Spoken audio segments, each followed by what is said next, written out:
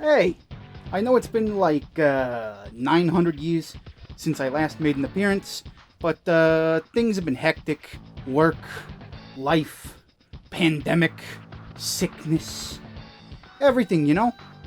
But I came today because I wanted to talk to you about some games, some video games. Specifically, 10 video games, that's 4 times 2 plus 2.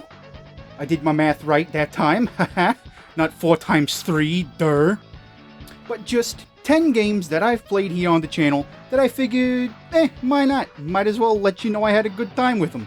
So let's go ahead and start.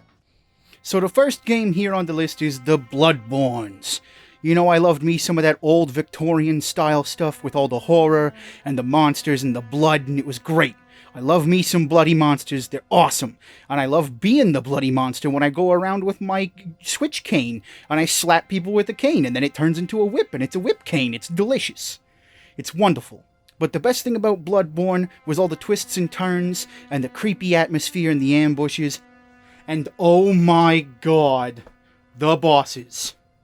If you weren't careful, they'd kick your butt 6 ways to Sunday, and then you'd have to go back and fight them, but you'd have to pick up your blood first, or else you're going to lose a ton of progress. And if you don't know your way around the games, these guys can pop out at any time and anywhere. And losing your blood sucks. But the difficulty, paired with the atmosphere, made a wonderful game. And with a ton of different weapons to earn and a bunch of different clothes to wear that increase your stats, it's a wonderful game that I've revisited a few times, and even defeated the final secret boss at the end of the game. Yeah. But do be warned, because Bloodborne has a difficulty curve that's out of this world. At the beginning of the game, you might think, okay, I've got a handle on this, and then some of the bosses will come up, and they'll absolutely kick your teeth in. Sometimes they'll make you want to just eat your fingers off. And even though I was having some technical difficulties while recording Bloodborne the first time through, I'd be happy to go back and play it anytime just for fun. It's that good of a game, and that's why it was the first one that came to my mind on this list. Alright, we got number 2, number dos, number X, not number 1. And at that number 2, we have Indivisible. So Indivisible was a larger indie game than I was expecting when I first bought it and played it back in 2019. I bought it, I think, around September when it launched because it looked like a really interesting title with have to do a bunch of, East Asian mythos and cultural aspects that I'd never really seen in a game before up till now. So it was good to learn all this new stuff about an area of the world that we don't see a lot of. And the characters, whoo boy! Some of these characters range from amazingly overstrong, to absolutely stunning and gorgeous, and to literally the biggest human being I've ever seen. Have you heard of Phoebe? She's huge!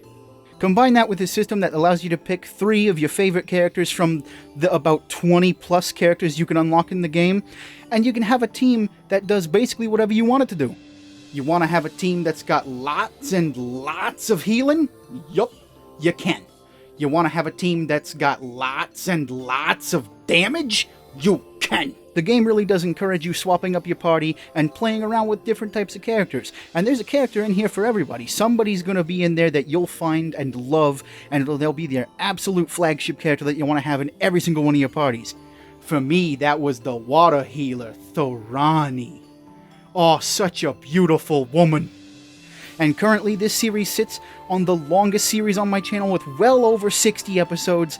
Nothing else has come close to it so far, maybe sometime in the future, but it's well worth a watch. As with every game on this list, I've beaten them to the end, so there's playlists for all of them on the channel. So if you're new here and you've made it this far, why not go ahead, subscribe, hit the like button, do all that good shenanigans.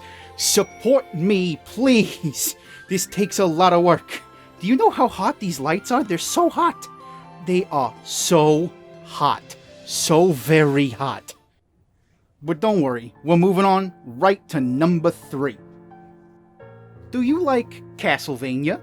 Do you like good games? Then you would like Bloodstained Ritual of the Night. Bloodstained Ritual of the Night is kind of a spiritual successor to Castlevania Symphony of the Night, made by the great Iga himself. Since Konami wasn't doing anything with the Castlevania franchise, Iga decided to go ahead and crowdfund his new game, which is basically just Castlevania again, but he called it Bloodstained Ritual of the Night. with a new main character, definitely not a vampire. Instead, they use crystals. There's still the whole killing demons and vampires and bad guys to capture their soul shards in order to gain new magical abilities, in order to be able to traverse and defeat new monsters throughout the castle in an easier manner. It is a Metroidvania, or as I like to rebrand it as a Metroidstania. It's a game that will have you undoubtedly doing a lot of backtracking, but it's well worth it because there's a lot of treasure that you'll see along the way, and you'll be itching to go grab it once you learn a skill that allows you to go get it. It's a game that rewards experimentation and exploration, and who could want more in a game that's about going through a castle to defeat a big demon, and then slash the moon, and then defeat a bigger demon. And I called who the real bad guy was. I'm looking at you. You knew I was right. You gotta watch the series, though, to find out, and I'm never gonna stop pointing at you. You deserve to be pointed at. You know who I'm talking to. Not you, you're lovely. I love you. You over there, too, you're great. I love you so much, but you right there, you know who you are. I'm watching you. And at the maximum number my hand can count to is Hollow Knight. Yeah, you may be seeing a pattern here with dark, gritty games about Metroidvanias or adventures, but they're all good games. Hollow Knight was an absolute treat to play when I played it through here on the channel. The atmosphere, the adventure, everything about it just felt absolutely perfect. The combat felt neat, the maps felt great, and even as you progressed through the game, nothing ever felt as though you were quite safe. That just like Bloodborne, there could be a boss around every corner. That corner, this corner, that corner, up that corner, behind my own head. There could be a boss right here. There could be a boss right behind me. I wouldn't even know. There was even a hidden lore aspect, much like some of the other games I've mentioned on this list, where if you found the little nuggets of lore wherever you travel, you could sort of piece together the dark past of what's been happening here. And I love me some dark past. Oh yeah. Oh yeah. And with Hollow Knight having such a rich, expansive, colorful world with many different types of bug people to find, it was an absolute treat to play through. I may even play through it again someday, even though I kind of pseudo 100%ed the game. Not fully, but I did find all the little Meemaws. You know the Meemaws. Everybody loves the Meemaws. And if you don't, oh boy. Ba ba ba ba. Punches. Punches to your face. Don't disrespect the Meemaws. Hollow Knight was another one of those games that I had an absolute blast playing here on the channel, and I really do hope you go check out the playlist and watch my adventure. There may even be a Owen Wilson joke or two in there. Confusing, right? What would ever prompt somebody to bring up Owen Wilson in the year of our Lord 2020? Unless he got the virus. Oh god, please don't have the virus, Mr. Wilson. I'm covering my eyes because at number 5, we have a truly horrific game. One that makes me not want to look at it sometimes, but is beautifully stunning in its grotesqueness. That game is Sally Face. Now, Sally Face is an indie game that's done by Portable Moose Studios, and it's done by, I think, just one man. He draws every single frame of animation and every single cell of each picture that you see. Sometimes this can get as grotesque as the singular shots from Ren and Stimpy back in the day, when they do those close-up, hyper-realistic cut-ins of someone's stubble in the morning, and you can see like a bug crawl across it or something, because they're not quite too clean. That kind of level of creepy. Plus, there's this whole mystery of an occult cult trying to take over the world and destroy the world. And thanks to our friends Larry, Sal, and Ash, they save the world, maybe? I'm not quite too sure about the ending. Maybe I got a bad one?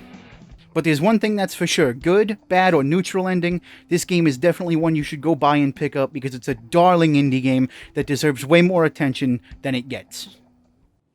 So this is actually a part 1 of 2 type video because I didn't want to take up the next few weeks that it would take in order to finish editing this video. The second part might actually be twice as long as the first part. I'm unsure about that time frame right now, but I really wanted to get this first part out because I know you all have been waiting ever so patiently. And I also wanted to take the end of this video to announce that I actually do have a Patreon account opened up for the channel. I'm pretty sure it's just under, What Beef as well. There's links in the description of every video towards all my stuff, socials and Patreon and stuff. It's been there for a while, actually a couple years, I'm pretty sure. I've just never made a formal announcement that it's there. So if you'd like to help me get these puppet videos out on a more regular basis, please go ahead and consider becoming a patron. There's only a few rewards right now, but hopefully as time goes on, more rewards and more dynamic rewards will be able to be given out for those who are supporting me on the channel here. And another one of those things will be, if I can get enough support as well, will be opening up a Discord server where eventually, hopefully, some Discord games or Discord events will be run there as well. But the big thing is, if we can get 10 patrons over on Patreon, I will do some face cam live streams. I'll add the face cam to the live streams and we'll start doing that kind of thing, making it a little bit more jazzy around here. Get a little bit more sloth charm up on the screen. Which, yeah, I really did just want to thank you all for joining me and just being so supportive over the years. I know everybody's been waiting for more Beef the Puppet for a long, long time, and I really do want to thank you guys for your patience and sticking it out with me as I try just to, to have fun here on the channel. But once again, thank you all for joining me. I really do appreciate it, and don't forget to do the whole thing, like, comment, subscribe. The interaction really does help, and if you really did like this video, sharing it's one of the best ways to help me make more. Honestly, it is. It really is. If it's monetarily is obviously the greatest way, but like literally the best way is actually to share it, because then more people see it, more people like it, more people come and comment and hang out, and that's just that's what's going to help get these videos out more, honestly, is the more interaction they get, because if nobody's watching, then there's no incentive for Beef to get out here in all his puppet glory and do his little dance for you guys. But I do really just want to iterate that, it's thank you very much for sticking with me and having faith that the puppet would return from his inaugural video a year ago. And for the last time I'm going to say it this video, thank you all once again for joining me, and until next time, please take care, everybody.